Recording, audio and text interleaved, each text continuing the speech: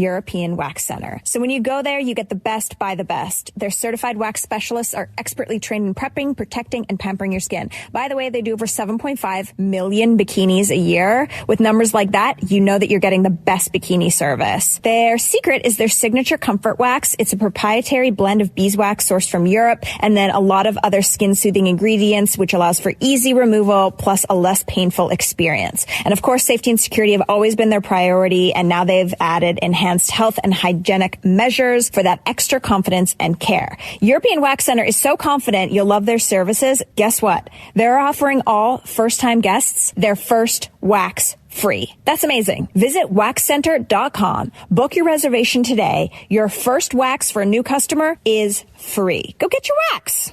Your morning starts now. It's the Q102 Jeff and Jenn podcast, brought to you by CVG Airport. Fly healthy through CVG. For more information, go to CVG Airport /fly healthy. So Anna is looking for a second date update with Tony. How you doing, Anna? I'm so excited to talk to you. Well, we're excited too. We love reconnecting people and putting them back together when we can. And we've missed this during the whole quarantine stay-at-home business. We haven't been able, we weren't able to do those things. Yeah. So take it from the top. Tell us about Tony, how you met, and how the first date went, and all that stuff. So I met a guy on Tinder, and I talked to him for weeks during the quarantine, up late on the phone, some FaceTiming, really it's a different way of dating, and I actually kind of liked it. You get to know the person a lot better. And when the restaurants opened up, we met for dinner, and we had a great time, lots of drinks, and hey, it had been far too long, if you know what I mean. So we ended up back at my place, and we had a really nice time. And I think, if we had another go at it, it would be really good. We had a lot in common. We laughed a lot. He's really, really funny. And there was definite chemistry. I really, really liked him. And he did not stay the night at my house. He left at around 2 a.m. And honestly, we were both so tired. So, the goodbye really wasn't anything special. It was just, a hug and a kiss and talk to you later. It definitely felt like, oh, we're going to see each other again kind of thing. Good. And I didn't get a sense of anything off or weird. So I'm just genuinely shocked that we haven't spoken. I've texted him a couple of times and I haven't heard anything. And, I'm here just hoping you guys can help me get some answers.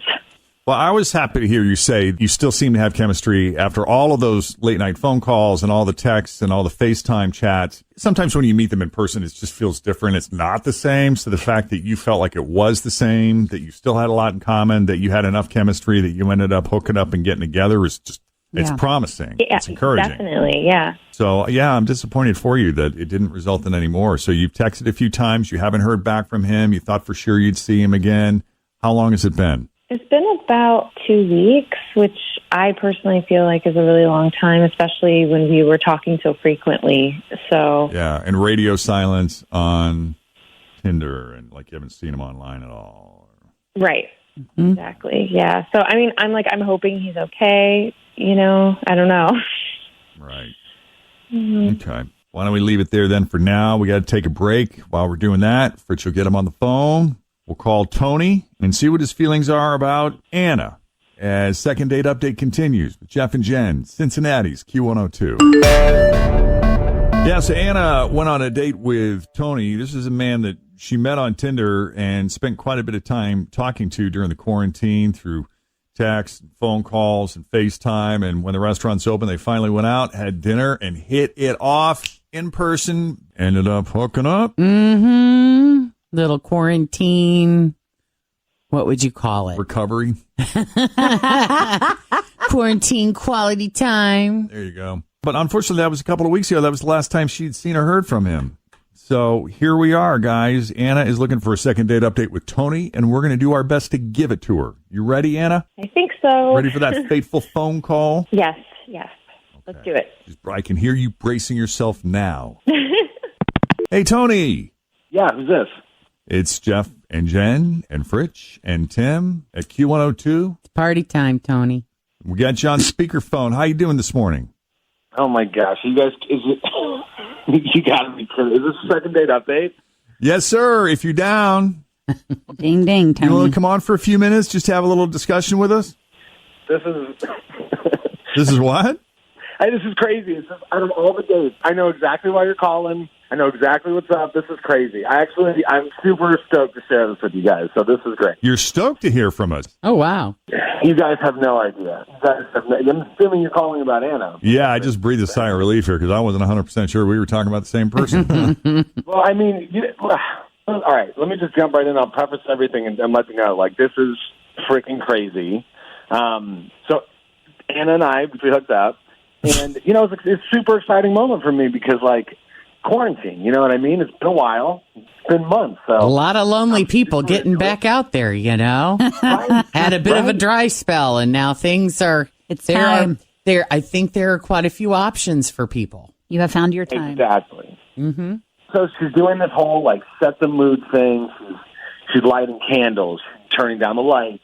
She gives me this whole body massage. She rubbed everything down. You know what I mean? It's awesome. So we're getting into it, and then all of a sudden, it's like this kind of weird, different smell, and it's just tingling a little bit, and especially she gets down around the happy parts, and I'm like, what the hell? And she gets up to go to the bathroom, and I look at this huge bottle of antibacterial gel that she's got sitting next to the bed. She'd given me a full body rub down with hand sanitizer. Wait.